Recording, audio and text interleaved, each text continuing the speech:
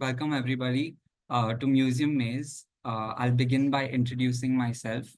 I'm Yohann D'Souza, and as you might have just heard in my introduction, I am a designer from the National Institute of Design in Madhya Pradesh. I'm a 22-year-old who just graduated in the month of October. So all of this is still rather new to me, and I'm pretty nervous because I'm not used to presenting my work to such larger audiences. So please bear with my stuttering and if I take some time to get used to this. But before I get into this, I want to introduce you to the whole aspect of what I do. I essentially like exploring the intersection of design and heritage.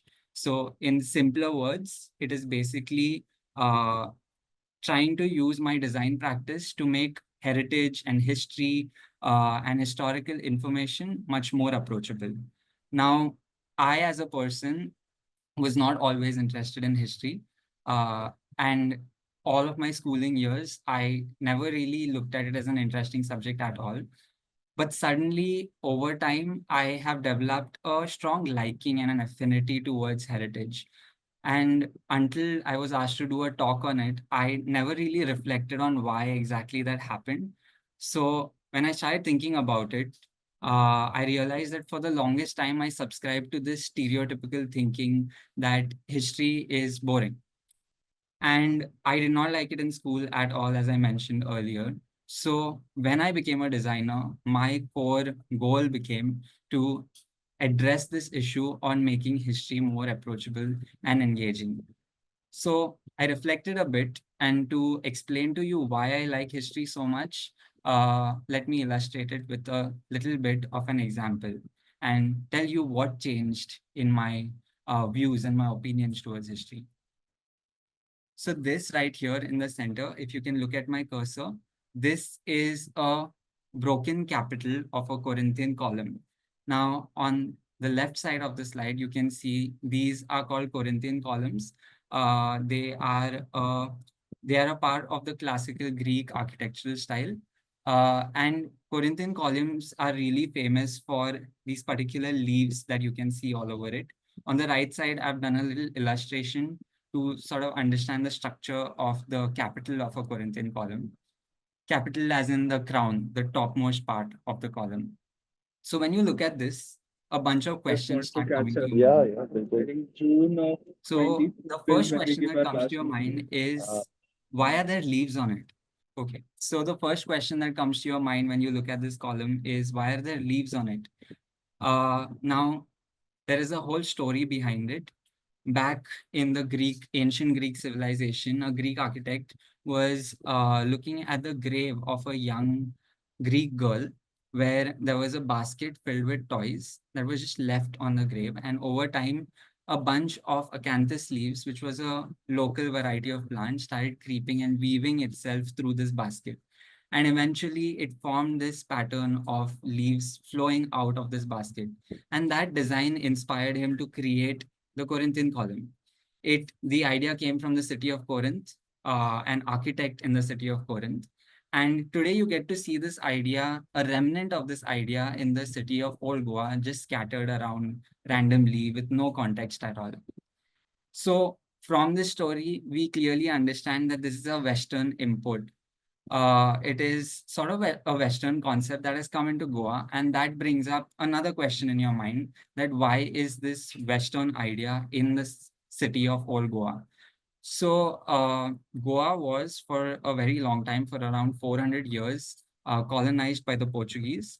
And so the Portuguese definitely rubbed off on Goa, and you see this intermingling of the East and the West. So that answers another question. Now, if you look at the texture of the stone, it tells you a little bit about the type of stone that is used to make this column. So this Corinthian capital is made out of a type of stone known as the Basine basalt. Now the Portuguese had a province in the north of Goa known as the Provincia do Norte, which was present-day Vasai. And Vasai is a place where I have a lot of relatives. And so it's a place that I can connect with. Now, a fun fact is that Basine basalt was a type of basalt that was only found in Basine, and was used very carefully as accent elements in Portuguese church architecture. So there you have it. There is a connect to it. I could connect to this object all of a sudden. And by looking at this object and answering all of these questions that propped up in my mind, I could also assume that this object is around 300 years old. So that's the thing about history. History is an endless repository of stories. One question leads to another, leads to another, leads to another, and there's so much depth to it. And the further you dig in, the more you realize, the more you learn. And as a designer, as a person who appreciates the art of telling stories, this is a repository that I really wanted to tap into and explore further. Now, while I was working on this project, I realized that not everyone is like me, and not everyone has had that transformation of being a history hater to a history lover. And so there is a spectrum, a vast spectrum of people. There are history geeks, which would be a 10 on this history interest spectrum. And then there are engineers who absolutely do not like history. I mean, there are exceptions, definitely. There would be zero, but I've it's not been black and white. There are a biker, but bunch of people in between. last There's a week large I'm currently grayscale in of Jaipur people. in my own place. Oh, wow. Okay. Now, diving into my project at MoCA, if I had to describe my entire graduation project at the Museum of Christian Art, I would describe it as a book with a bunch of short stories. And so let's begin with the first chapter of the short story collection, which would be walking, hitchhiking, and cycling. I lived in a village around the city of Old Goa known as Karamboli. It was around 4 to 5 kilometers away from my workplace, which was the Museum of Christian Art. And I did not have a license. I did not have any mode of transport. So I had to depend on buses. And local transport, if you've never been to Goa, is horrible, especially if you are in the rural parts of Goa. And so I had to turn to walking or hitchhiking. For the first few days, I walked, and then I realized this is impossible to do on a daily basis. And so I started hitchhiking. And eventually, people started getting really concerned for my safety. And so someone gifted me a cycle from my church. They donated a cycle to me because they were concerned. And so I had a mode of transport. But in retrospect, although I did all of these different ways to get to work, it gave me a lot of time to absorb my surroundings. Because while walking from my house, which was on one hill, to the museum, which was on another hill. So you can imagine how exhausting that walk would have been. It was a really slow walk. And so I got to look at these majestic churches, these heritage monuments on a daily basis. And I could really stare at them. And every day I would notice new details. And so I would get motivated to go to the museum and start researching on these little details or these little facets that I found interesting in my walk. So my work essentially started even before I could get to my workplace. I was surrounded by heritage monuments and I was literally immersed in my project from day one. So this is a picture of an early morning in the city of Old Goa. Right now, the city of Old Goa is no more a city. It's more like a dead city. It only has a bunch of churches that have stood the test of time. So in the background, the white building that you can see there is the Church of Saint Francis of Assisi. Giving you a little context of Old Goa now, this circle that you can see right in the center, this is the core area, the heart of Old Goa, where most tourists and visitors flock. The heart of Old Goa has the Basilica of Bom Jesu, which is the most famous church in Old Goa. Uh, and it is popular because it has the uncorrupted body of a saint, a Catholic saint, Saint Francis Xavier, which I will talk about a bit more later in this talk, and very interesting stories around him. Uh, Along with the Basilica of Bom Jesu, you also have the cathedral right here where my cursor is, and the Church of Saint Francis of Assisi, which I just spoke about. Now, these are majestic churches. They're huge. They are painted white. They just shine in the sunlight. So a lot of tourists are attracted to this area and are roaming around in this area, but it's quite a large area. Now, 500 meters away from the Basilica of Bom Jesu is the Convent of Santa Monica, which houses the Museum of Christian Art, which is where I worked. Now, the guiding question that was thrown at me to kickstart my design project was that the Museum of Christian Art and the Basilica of Bom Jesus are barely 5 minutes away. It's just a 500-meter gap, but you don't see that many people coming to the museum. So how do we bridge this 500-meter gap and attract more people to this convent? So to get to that point, let's go to chapter 2 of my short story book, which would be, can I ask you a question? Now, a good design only happens if you understand your target audience well. And so I had to understand who my target audience was, and I could only do that by talking to people. So I took two approaches to tackle the various time constraints that I had because I was dealing with tourists. Now, imagine you have gone to a particular historical site and you're really excited about visiting the place. The last thing you want is someone running after you to do surveys and ask you questions. And so I had to tackle this time constraint because it had to be a really short and simple survey.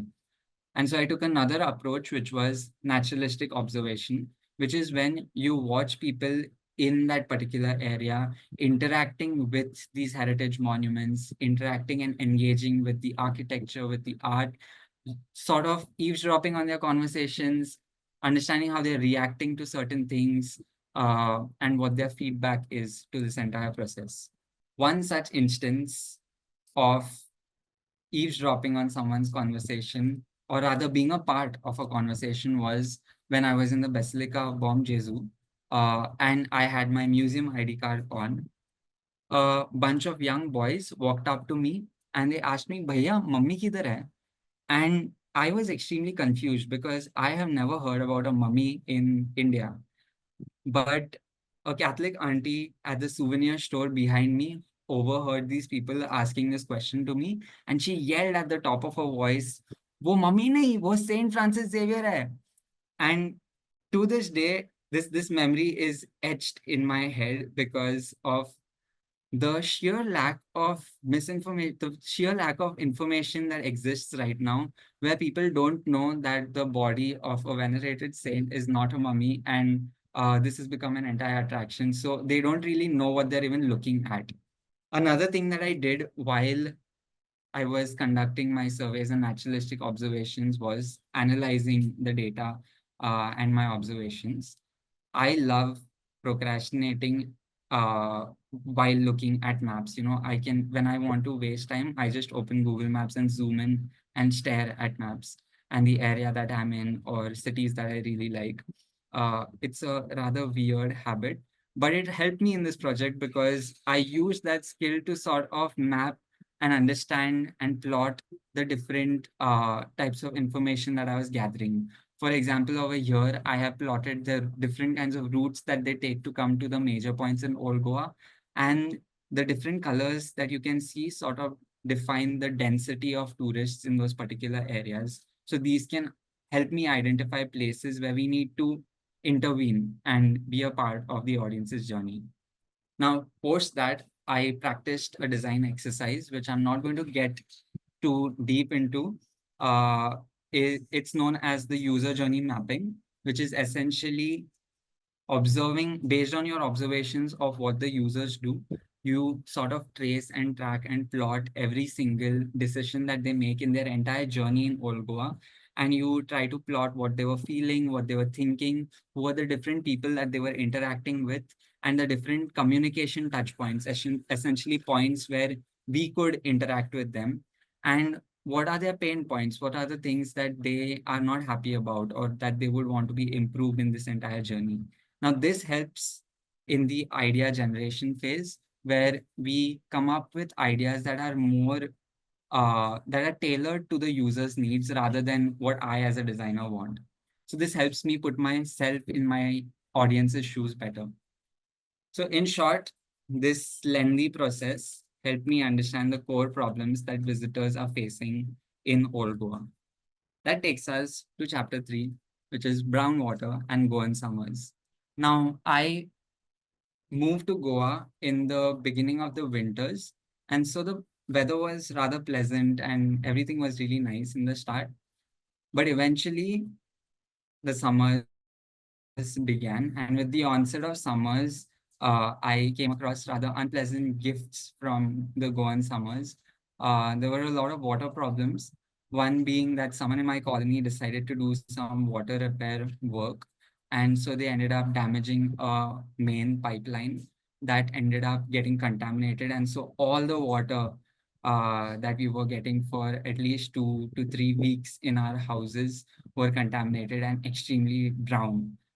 And this was the core problem that I was facing at the time. I could not think about anything else. It became a creative block for me. I could not work on my project either. And that's just how it is. That's just what happens. Life eventually catches up, and I just figured that you need to come up with solutions. So I reached out to someone that I knew from my church, and they offered very generously. They offered their house to me, and so for the next 2.5 weeks, I would go to work, go to my house, go to their house, cook, clean, bathe, everything over there, then come back to my house. So it was really hectic. But what I learned was that I could not directly solve the problem by going and literally fixing the pipeline and cleaning the water. Uh, but I could come out with indirect solutions. In the same way, the visitors of Old Goa were facing a problem, but there was no direct way to solve this problem. Now, the direct ways to solve the problem would be improve the wayfinding, have the government institutions and organizations fix the problems, have better information boards, better signages, have MoCA invest in human resources so that they could be an active part of the visitor's journey. But these are too expensive, and secondly, it's a heritage zone, so there are a lot of laws about the kinds of designs and boards and signages that you can have, because you don't want to obstruct the skyline. So we had to come out with indirect solutions. And that is when we developed the idea of MoCA Minis, which are basically a set of four pocket-sized leaflets, zines of sorts. They are as big as my palm, and they are packed with information, but they're extremely approachable. Because were I to design a book filled with a lot of information, people would sort of be intimidated by it, and it would become less approachable. So turning this into a really tiny, power-packed, visual-heavy zine, that would be fun to read, but they would also learn something about the city of Old Goa. And so let's get into understanding the MoCA Minis.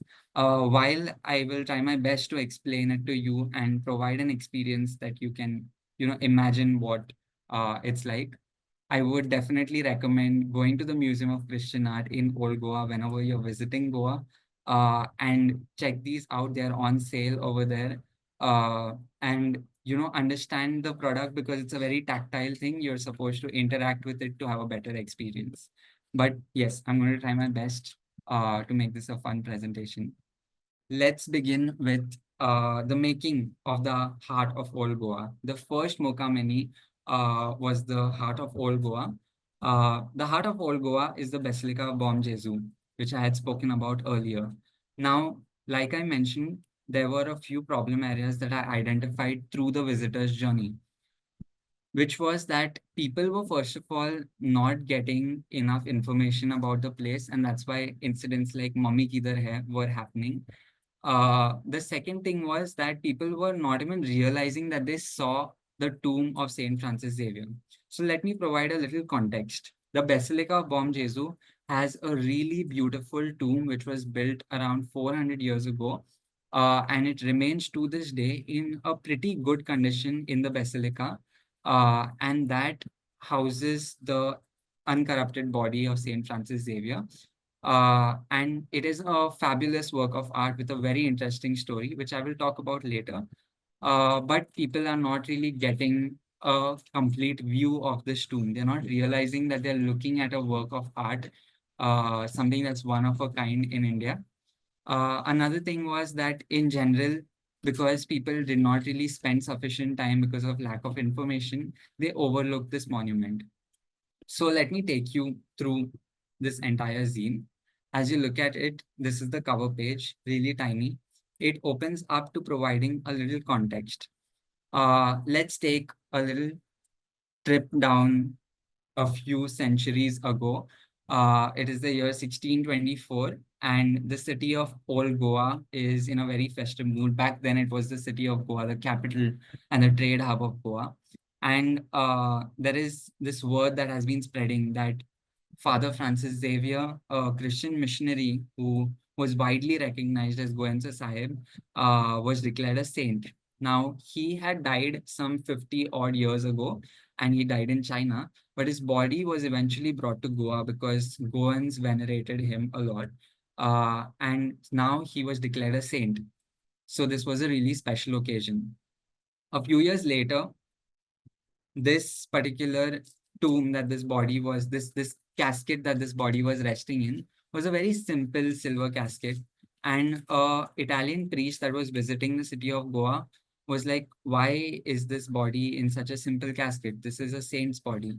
And so let's make something that is glorifying this person. And so they commissioned some Goan silversmiths to design a silver casket, which is what you will now see.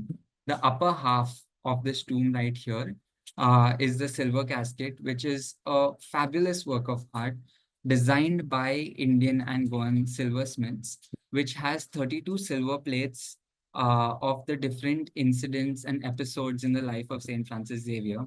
Along with that, it had around 473 gemstones. It was studded with some beautiful engravings, and then there were a lot of symbolism and hidden details in this particular tomb. Along with that, you have the lower half of the tomb, which comes another 50 years later. So we were right now in the year 1634.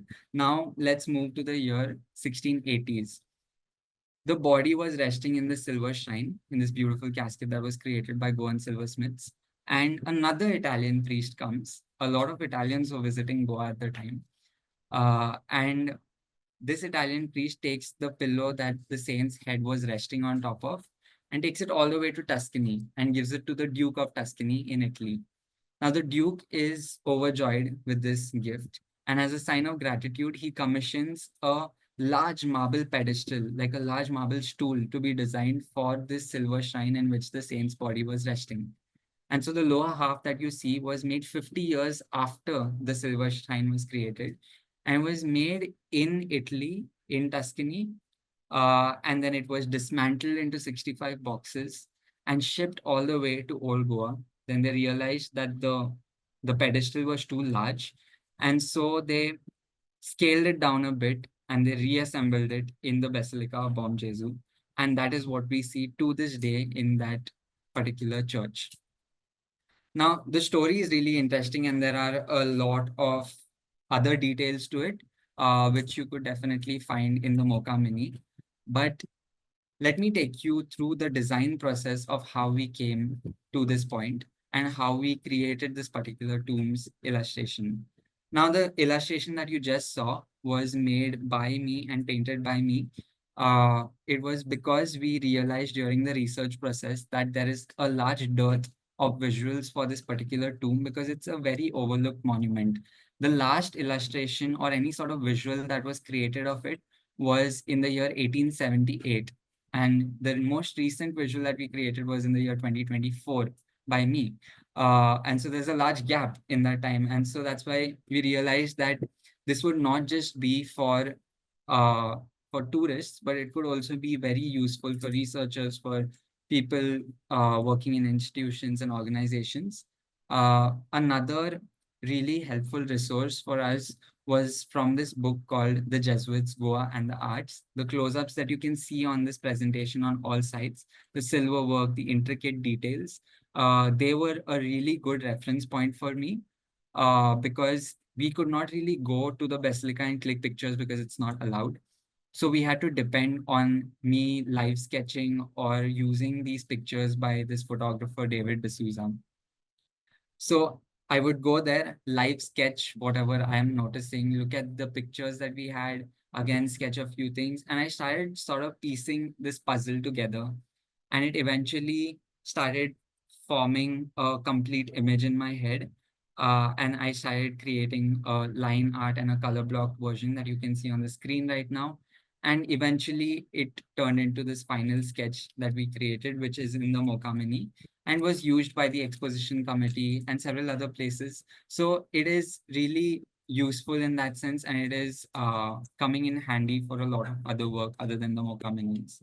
Now, while we were working on the research for the MoCA Minis, we noticed that the tomb, the silver shrine that I was talking about, had these particular motifs, which were like these squiggly egg-shaped marks.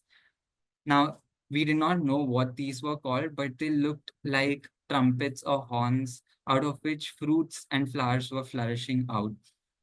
My guide Clive Figueredo and I were set on a mission to figure out what this particular motif means and why it is replicated everywhere on this tomb. We started looking at visuals of that time period, and we noticed that in murals of the convent of Santa Monica, a similar kind of motif was painted on these walls, much smaller in size and much less stylized, so easily recognizable. And we could connect it to cornucopias, which were a medieval motif representing a symbol of plenty and harvest and blessing from God. It is basically a ram's horn out of which fruits and flowers are flourishing. Now, this was traced back, and we noticed that this is being replicated in a lot of other churches that were built in the same time period in Old Goa. So, if you ever go to Old Goa, you should definitely start searching for cornucopias and looking for them. They're hidden everywhere, including in the museum's collection. Again, a few visuals of the details and the kind of uh, attention to detail that we paid while creating this visual. It was a rough line art, then the final line art, and then the rendered version with the color blocks. Moving on to the next MoCA Mini, which is the treasure hunt through Old Goa. This was a particularly unique MoCA Mini. It started with us noticing these particular problem areas that people did not really know what else they could do in Old Goa. They would come to the city of Old Goa, they would be overwhelmed by whatever they saw. Wow, this looks so grand. They would click a picture with it, they would pose with it, and then they would leave. They learned nothing about the monuments that they saw because all the information that was available was rather mundane. And also another thing was that these churches are filled with artistry and with architecture, and there's just too much around you. So you kind of get overstimulated, and then there's this desensitization to detail that happens where you don't really appreciate the attention to detail that was paid in all of this rich artistry. As a child, treasure hunts was something that I really enjoyed playing. This was something that we would play in our society. We would create treasure hunts on a daily basis, and we would play it amongst ourselves. But I wanted to explore and experiment with the whole idea of gamification of history. What if we could teach people something while they were playing a game? So we developed an idea that we provide prompts, and these prompts are sort of giving you visual cues, and they're guiding your eyes through hints. And then while you are searching for these treasures and hunting these treasures, you are learning something new about the city of Old Goa, about the time period, or about the art and architecture of that time. Now, we didn't get to the treasure hunt immediately. We first had to look for the treasures to be hunted. And so the team and I at MoCA went out into the city of Old Goa. I mean, it's quite close to us. So we just walked around the place and we looked at potential prompts that could be treasure hunt prompts. And we ran them by ourselves and we bounced these ideas across and tried to understand and put ourselves in the audience's shoes. Would a tourist find this interesting? Because we are history geeks, we find everything interesting, but would a tourist find this interesting? Is something we really needed to work on. And so after we got these particular prompts, I went back to the office and started organizing these prompts according to the clues, their hints, because these churches are large. So we needed to provide hints along with the prompts. Because if we don't provide a location cue, we realize that people would completely get lost and they would not be able to find anything. Along with that, I also color blocked and organize these prompts according to their difficulty levels, where I sort of plotted which prompt is difficult and which prompt is easy. This helped me create a good balance of easy and difficult prompts in the game so that there was a variety and it made the game a little more dynamic. Now, I was reading a lot of books at the time and doing a lot of historical research along with the design research that was going behind it. Now, one thing that happens when you do a lot of historical research is that when you sit to write something about it, you start vomiting these large words and these historical jargon out on paper, and people are not going to understand this. And so when I saw my first script, I got really scared. First, because I needed to graduate and finish the project quickly. And secondly, because Gunjan so Gunjan and I went on an entire mission to convert these paragraphs into one-liners. And after around a period of like 1 to 1.5 months, we completed converting these paragraphs and prompts into one-liners. Uh, and it was not as easy as I thought it was. Something I learned over the process is that when you want to simplify design and you want to create minimal designs, requires a lot more effort. Because you're putting way more thought into every single thing that you put into your design. This takes you through the process, the evolution journey of how the treasure hunt map looked at first, just black and white with a few lines here and there, into the colorful visual that you see eventually, taking you through the treasure hunt map. As you open it, you first are provided a little context about why Old Goa has so many churches in this small area. Another thing is that we provided the treasure hunt route, the entire trail that we curated as a museum team. And eventually the map starts revealing itself to you, where you have the entire map on one corner, and then you can see these bodies of text supported with visuals. These are the prompts that I was talking about. So people have to look for these particular treasures, and while they're looking for these particular treasures, hunting these treasures down, they are learning something new, and they are being exposed to the art and architecture of the period, and so they have a more fulfilling experience. Now, like I mentioned earlier, this is a very tangible project, and you can't really get a proper idea of what it is like without really experiencing it. So I'm just going to take you through a few prompts to give you an idea of what the treasure hunt was designed like. For instance, this is in the cathedral. The cathedral is the largest church in Goa, with a vast vaulted ceiling, and it is made in a crucifix shape. A crucifix shape is essentially like a cross shape like this. And at the intersection of this cross, right in the center, the architect of this church, Julio Simão, has embedded a coat of arms of the Portuguese crown, which is sort of like a hidden gem in that church. It is made out of marble, and it is something that people would very easily overlook, but definitely something really interesting.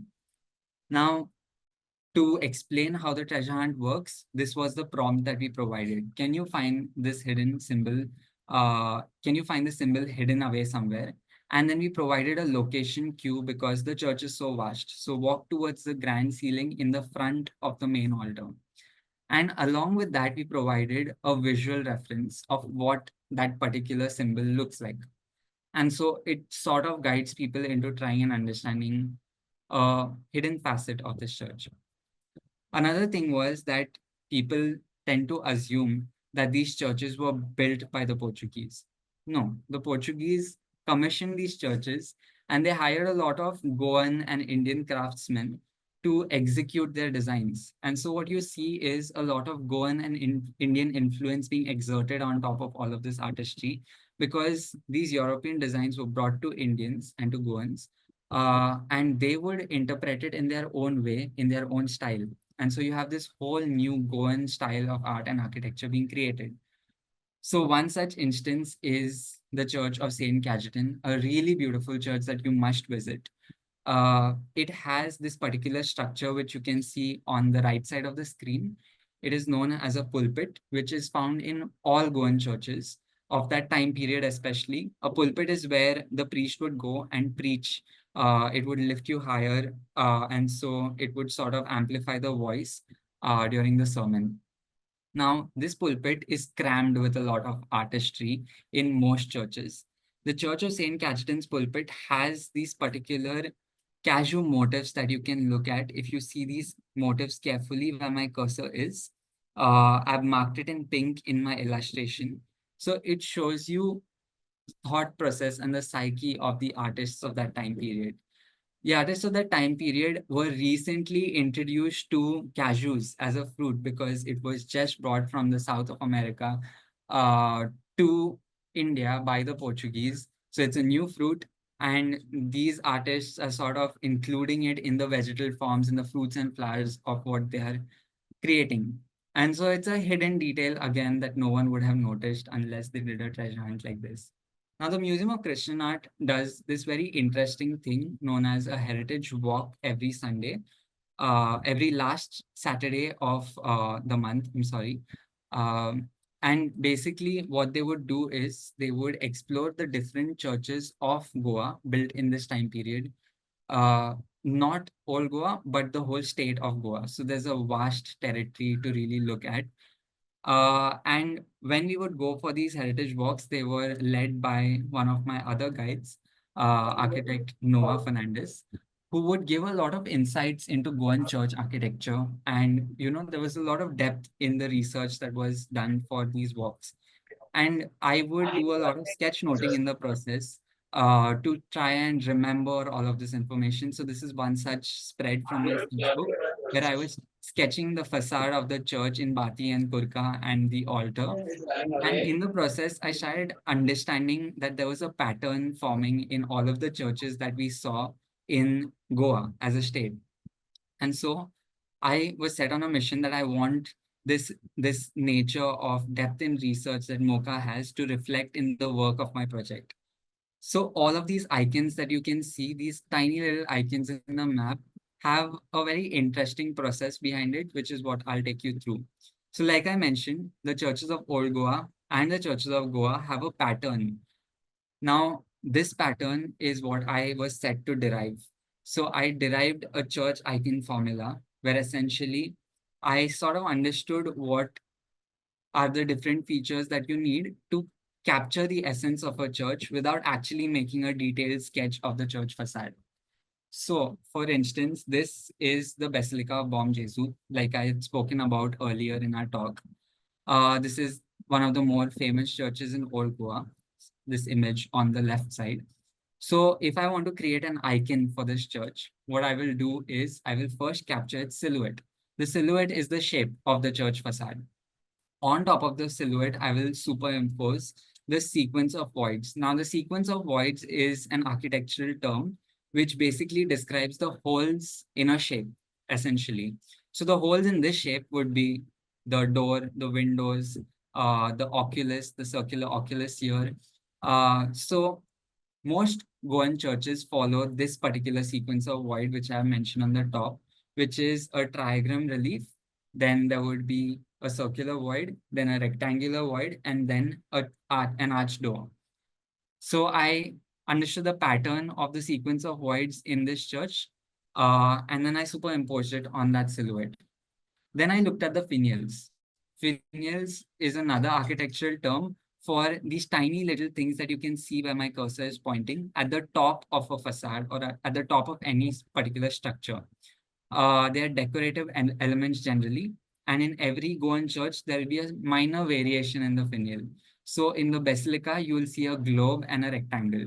So I made a globe and a rectangle, a circle and a rectangle, and put it on top of my design. And you start seeing that it's looking closer and closer to the basilica, but I'm not making a very accurate sketch, right?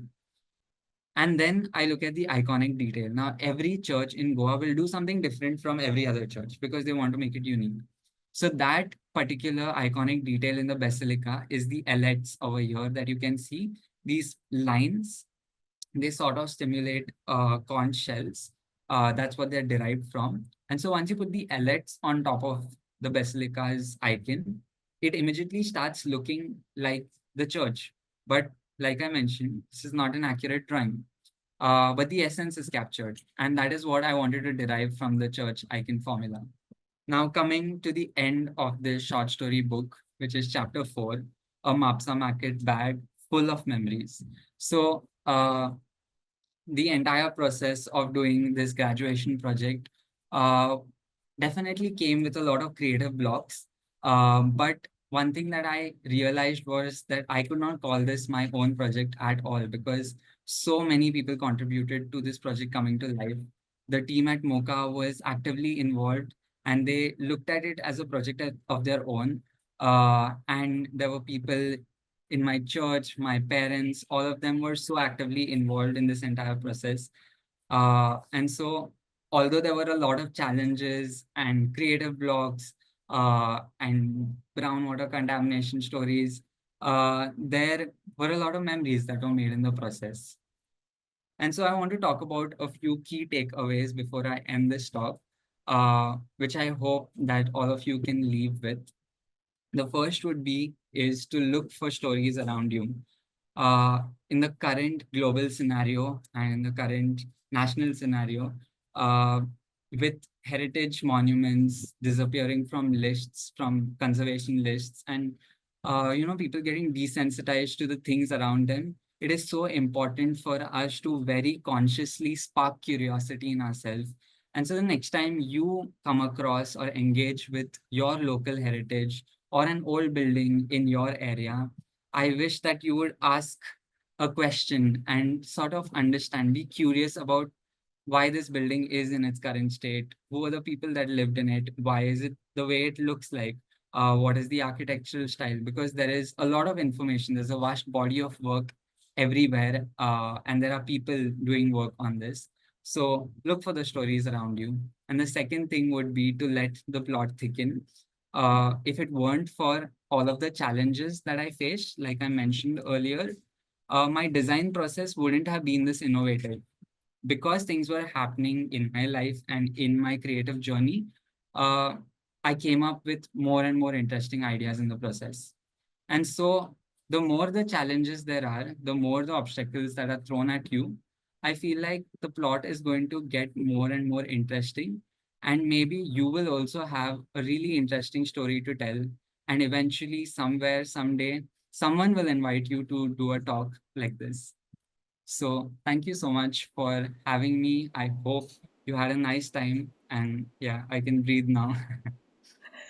You can breathe very easy, Johan. I mean, your first slide was that you were nervous. I didn't see a trace of that. It was an absolutely amazing talk. We've all like, if you see the comments, that everyone's just been blown away by it. It was so lovely to see, the effort you've taken, how much attention to detail is, how really seeped in this project you were, and for a graduation project, I hope you've done really well, because it's just been amazing. I know you had a lot of support, and that's great. But and that's also nice that Mocha did support you so much and took such interest, because a lot of times that doesn't happen. And I'm sure that got you helped you along the way as well. But I mean, I think there are a lot of comments on just how your drawings are so beautiful. Like, I'm someone who can draw a stick figure at most. So in fact, Suki had asked, like, how long does it take you to do those drawings? It's like amazing. So it's something that I have been challenged to do in my education. I've been trained to do it a lot. So I have built that speed over time. But yes, the illustration, the core illustration of the tomb took us over a month because it was a lot of back and forth. We wanted it to be historically accurate, visually accurate. So yes, that took a little bit of time, but the other illustrations were rather quick. Okay, so that just goes to show your talent. And I think, I mean, a lot of people have said that the gamification of this whole thing was a brilliant idea, because it does get people really engaged. And, uh, you know, people think treasure hunts are for kids, but I think a lot of adults also enjoy doing this kind of activity. And even the thing you said about, writing very pithy one-liners instead of having reams of information, which I think is a very overdone thing here. Like, whenever you go to museums, you're like, oh my God, how am I going to read all this? And then I won't absorb anything.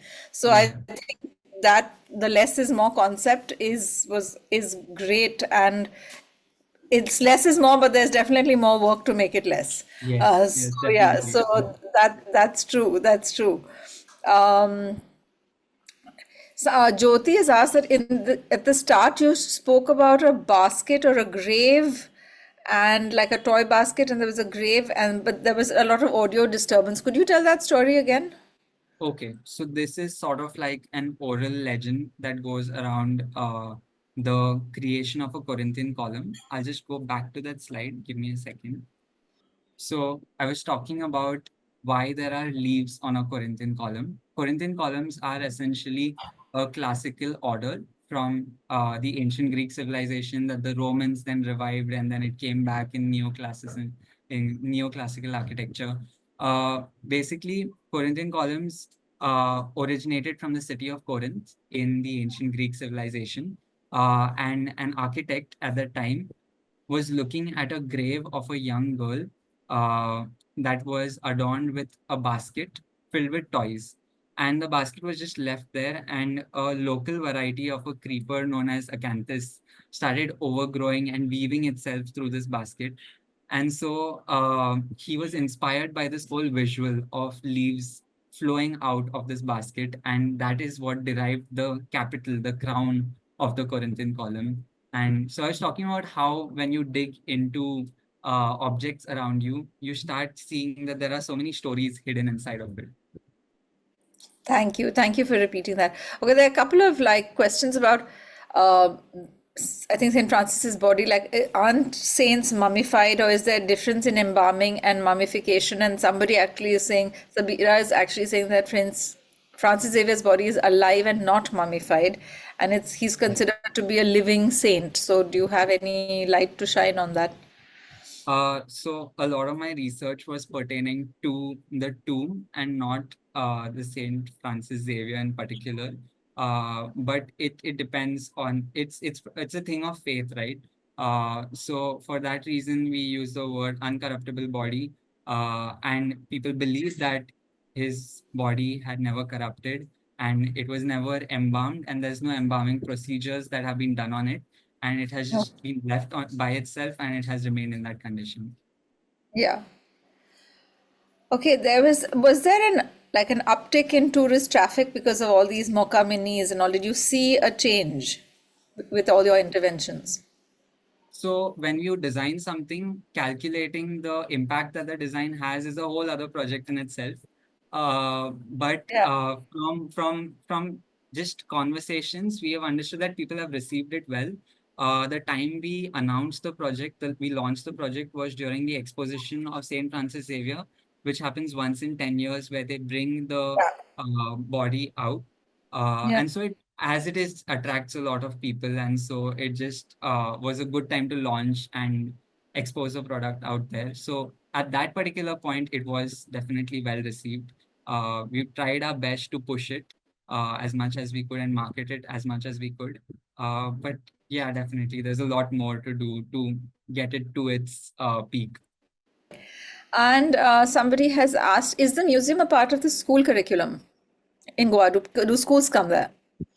A few schools do come there, and that is mainly because the museum has an outreach program where they reach out to schools. But yeah, it is not a part of the state curriculum. It is more of a voluntary thing. If you'll have more such questions about the museum, I'd prefer if you'll reach out to the museum. I was not a full-time employee.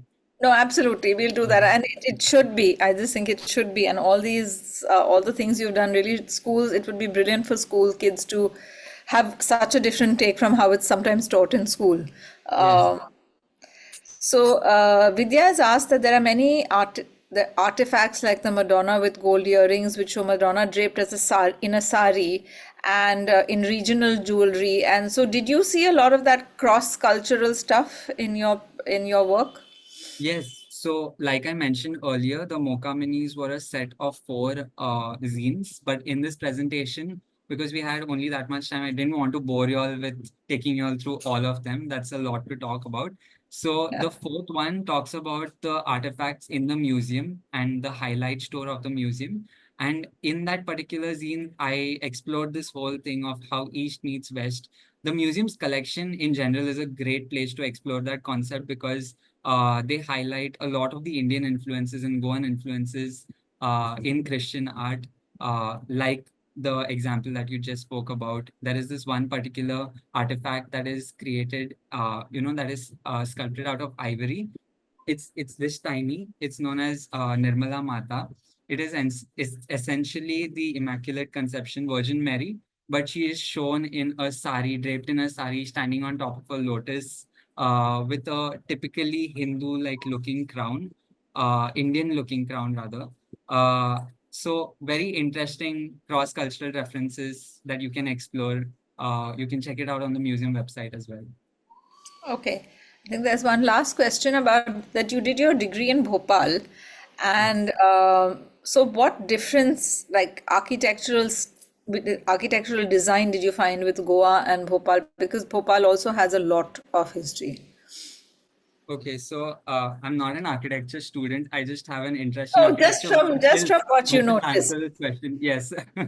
So Bhopal uses a lot of its inspiration from Mughal architectural styles because it had a reign known as the Begamat.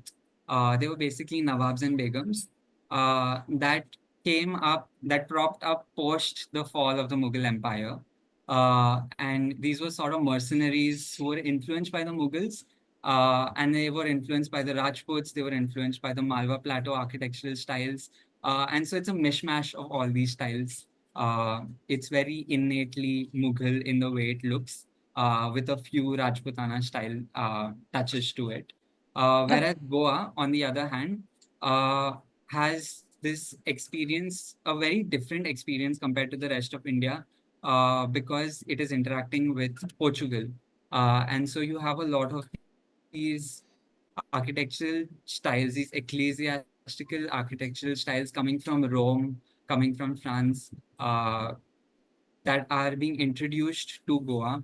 A lot of the churches that are built in Goa are based on models of St. Peter's Basilica in Rome and other popular churches like the Gesù in Rome. So that is a very stark difference that you see within this one subcontinent. You can visit a place like Goa, which has a very Western touch to it, but also innately Indian. And then you have this very Mughal style in the city of Bhopal. Yeah. Okay, thank you.